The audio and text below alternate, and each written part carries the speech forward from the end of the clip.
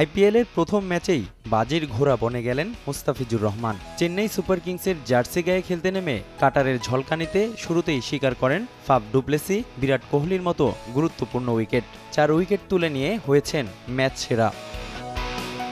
অবশ্য আইপিএলে ক্যারিয়ার সেরা বোলিং ফিগার ছাপিয়ে আলোচনায় কাটার মাস্টারের জার্সি। চেন্নাইয়ের জার্সিতে একটি অ্যালকোহল কোম্পানির বিজ্ঞাপন ছিল, যা ভারতের এসএনজে গ্রুপের একটি বিয়ারের বিজ্ঞাপন। কোম্পানিটি 2022 সালে 3 বছরের জন্য সিএসকের সঙ্গে চুক্তিবদ্ধ হয়, ফলে বাঁহাতি খেলোয়াড়দের জার্সির ডান হাতে ছিল সেই বিজ্ঞাপনটি। তবে মুস্তাফিজের জার্সিতে রাখা হয়নি বিয়ার কোম্পানির সেই বিজ্ঞাপন। ওই বিজ্ঞাপন ছাড়া বাকি 3 বিজ্ঞাপন ছিল তার জার্সিতে।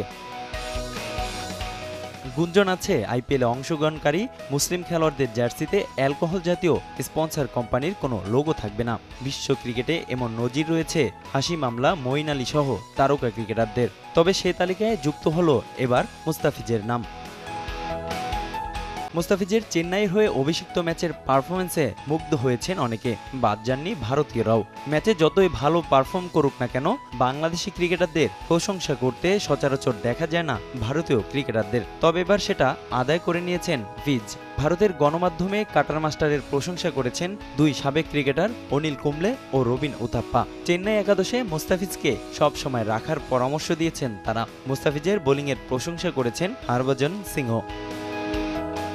চেন্নাই দলের সদস্যরা ফিজের বোলিংয়ে মুগ্ধ, যার মধ্যে অন্যতম একজন দক্ষিণ আফ্রিকার সাবেক ক্রিকেটার এরিক সিমন্স, যিনি দীর্ঘদিন ধরে কাজ করছেন সিএসকের সঙ্গে। ম্যাচ শেষে টাইগার পেসারের প্রশংসা করেছেন ফ্র্যাঞ্চাইজির বোলিং কনসালটেন্ট। তিনি বলেন, কন্ডিশনের সঙ্গে ফিজ দ্রুতই মানিয়ে নিতে পেরেছেন। দলের পরিকল্পনা ভালোভাবে কাজে লাগিয়ে সফল হয়েছেন তিনি। সামনের ম্যাচগুলোতে ফিজের কাছে এমন পারফরমেন্স প্রত্যাশা চেন্নাই কর্তৃপক্ষের।